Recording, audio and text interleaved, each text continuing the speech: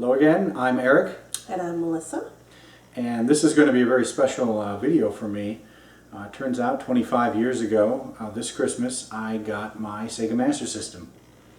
And as I've mentioned on my past videos, I am a big Master System fan, and so that gift was a significant one for me. It kind of changed. It had a profound effect on my life since that time.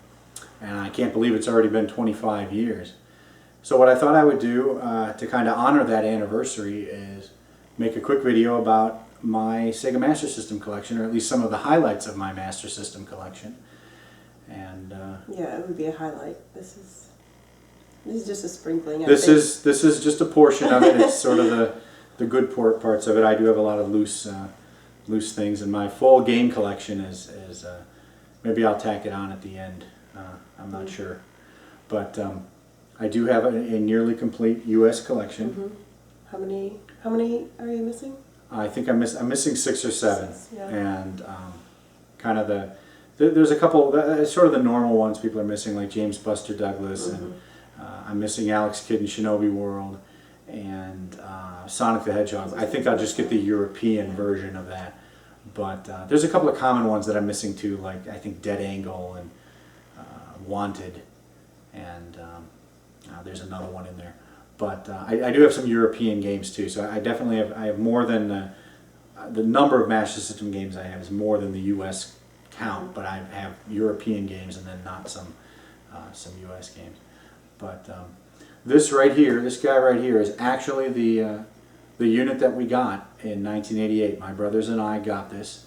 I remember talking to them about the NES versus the Sega Master System, and I kind of liked some features about the Master System better than the NES. Now I had no experience with the NES library, but from on paper, without knowing very much about the games, I kind of liked the Master System.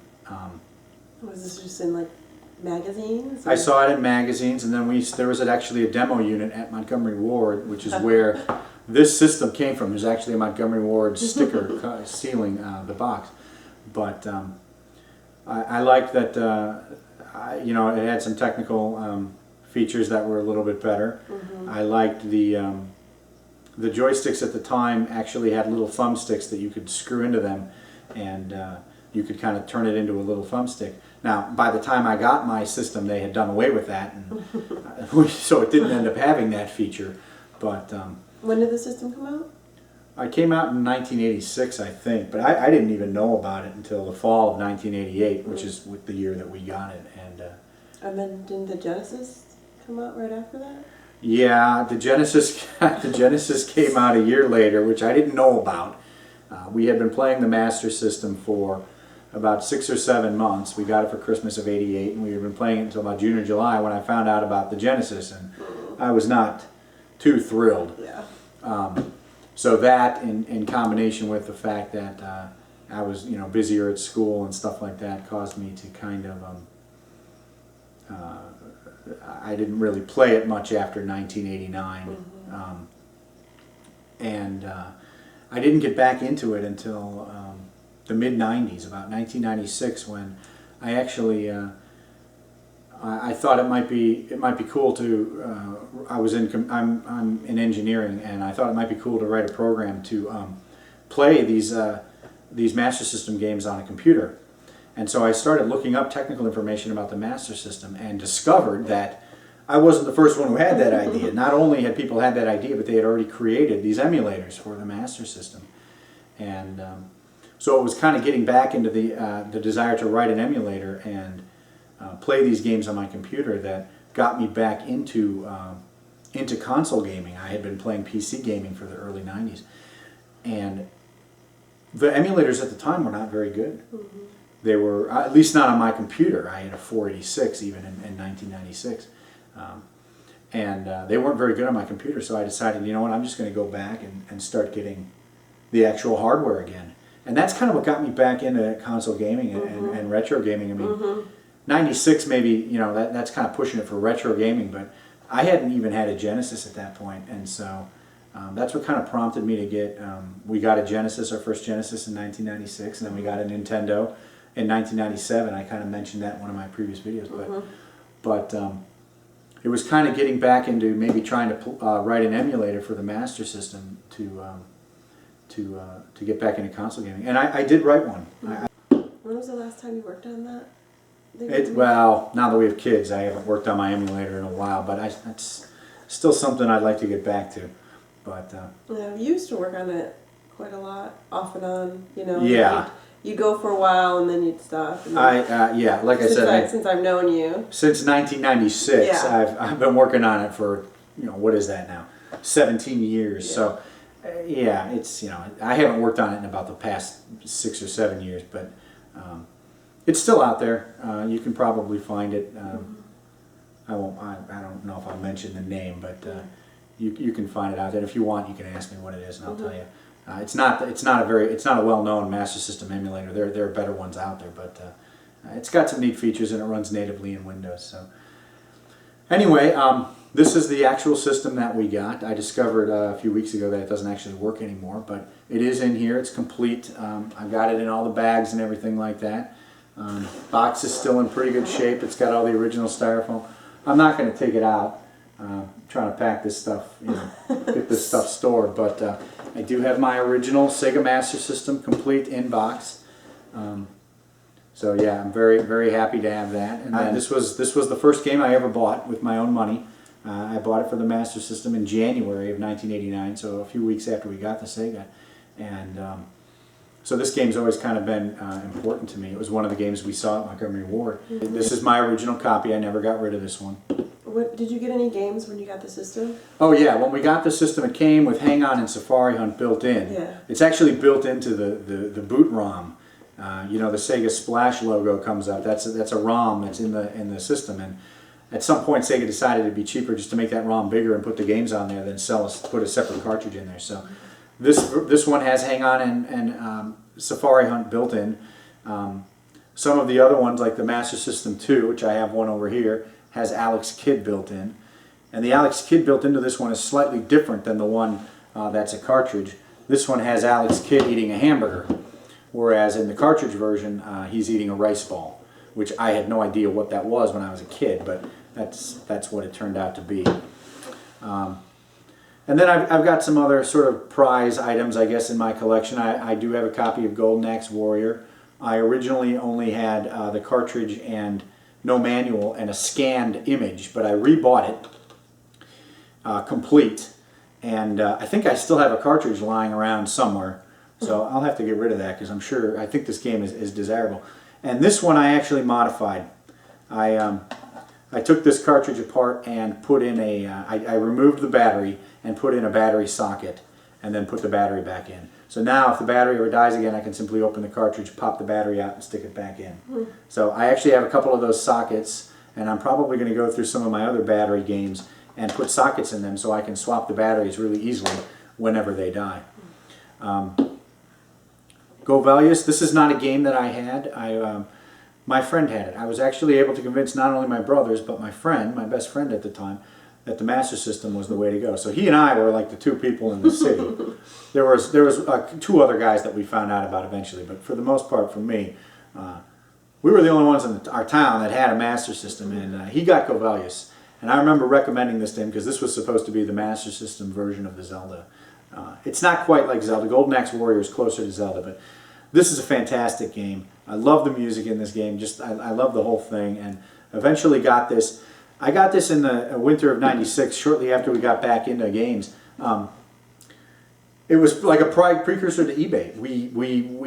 Some guy on the internet, our message board was selling Master System games, and he was selling Govelius, and we got it. And my brothers and I were really excited to get this. We hadn't played the game in many, many years, and so we finally were able to get that again after wanting it for probably about 6 or 7 years.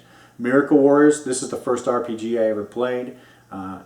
By any objective standard, this is not a very good RPG, but it means a lot to me, and it's the first one I ever played, and yeah, this game has a special place in my heart. So this is one that we originally had. And then, of course, Phantasy Star. This is, you know, the classic. Even I've played that. Yeah, you tell. How did you come to play this? We got married, and We did. Yeah. Let me check. Yeah, we're married.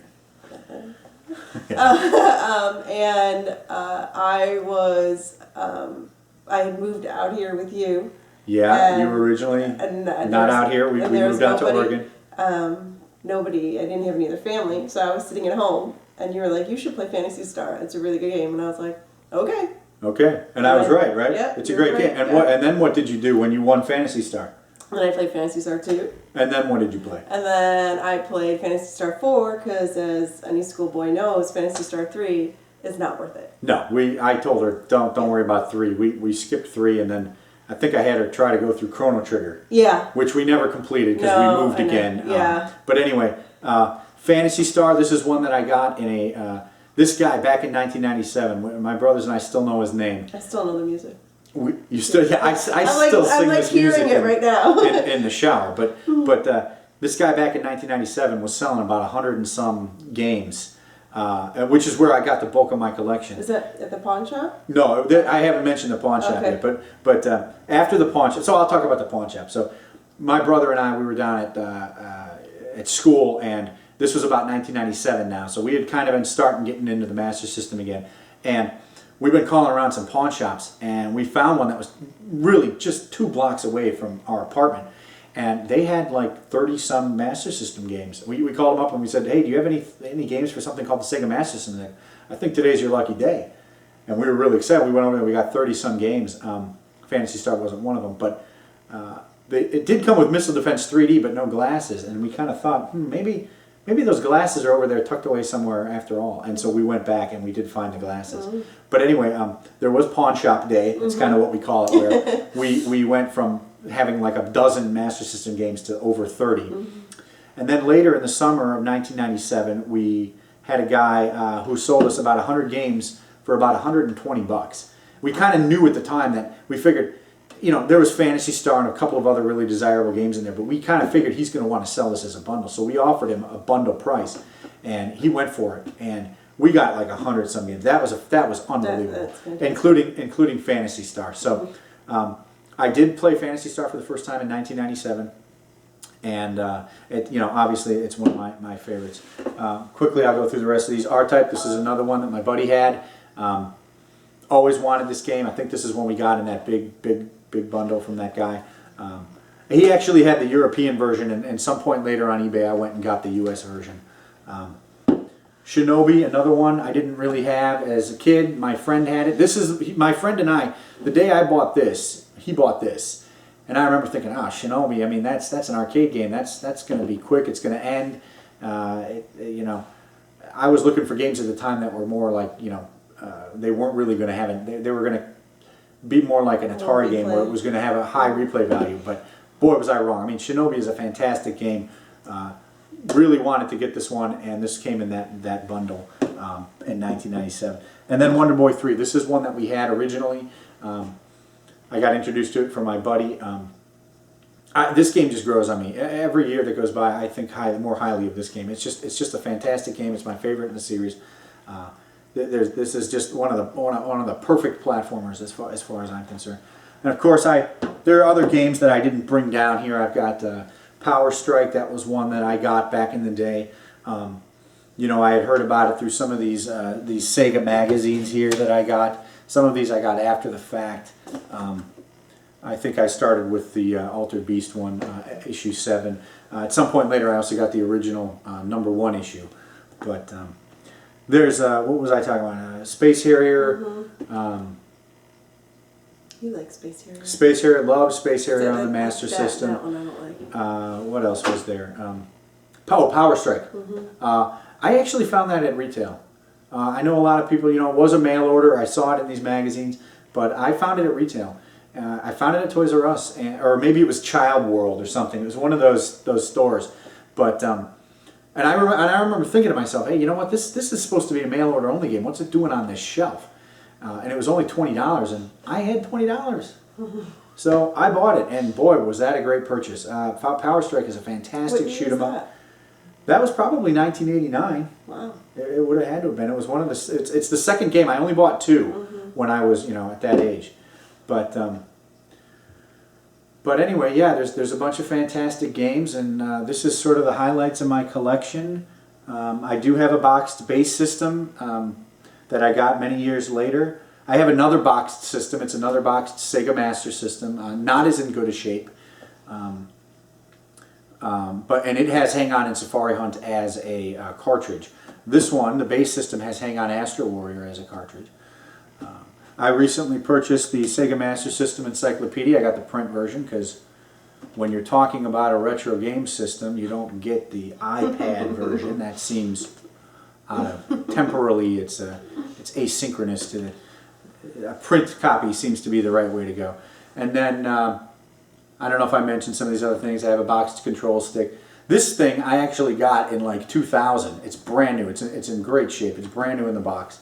I got this in like 2000 from a website called Sega Parts, and they had them new, and I'm like, oh, okay, I'll buy new Master System stuff. And then this I got. I think my brother got this, and then he gave up his collection. But these are all boxed. They're all complete. All the pieces are in there, and then there's a rapid fire unit over here. I have two of them that are still sealed. That's how you got part of your collection too, right? Because you guys had kind of split up. We split up the collection, and then like, my brother kind of said, "I'm sick of storing this stuff," so he gave me a bunch of stuff. So yeah, I think that's probably. I think he originally got this from a buddy of his. So I got quite a few boxed things from him, and I did get some additional games. But this is sort of the highlight of my collection. I have several loose Master System 1s. Here's my Master System 2. A couple of these magazines. These are the Sega magazines from before Sega Vision started. I think I have issues 4, 5, 6, and 7. Did you buy they're those Thunderblade, R-Type, Altered Beast, and Alex Kidd in High Tech World. These two I got, 6 and 7 I got in the mail because we registered our Master System. And then maybe it was from that guy who sent us the bundle of games. Maybe it was from him that we got some of these other ones. These are issues 4 and 5. I guess this is 5. So this is Thunderblade and R-Type. And here's an ad for Child World right on the back. And here's the ad for Power Strike, which I of course had seen maybe in another issue. But maybe I'll go through these like Nest Complex does with Nintendo Power. I'll do an episode flipping through these old magazines because I'm not sure how many people still have these. Well, they're not very long. So no, they're not long. No, so it looks like it might be like 12 pages or something. So yeah, so big deal for me. 25 years ago, getting the Master System, and I still have the original. It doesn't work. I tried to open it up and look it around. There's no visible damage. I don't know if I'll be able to fix it, but I have plenty of spares, and I recently was playing Hang On. Yeah. Again. That's right. Just a week ago, I did a little marathon, Hang On Marathon. That was something we did back in the day. So. Yeah. I guess that's it. So those are the highlights of my collection, and yeah, 25 years. This Master System's been a part of my life. So and now it's a part of your life, and it's going to be a part of my kids' life too.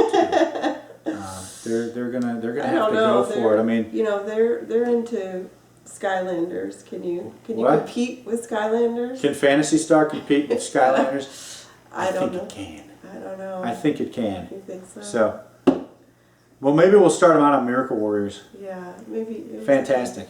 A little.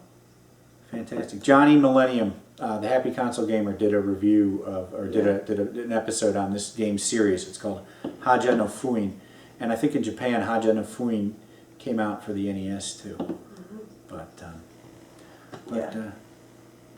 Anything else? No. I think that's it. That's it. So, thanks for watching. Yeah, thank you. Merry Christmas.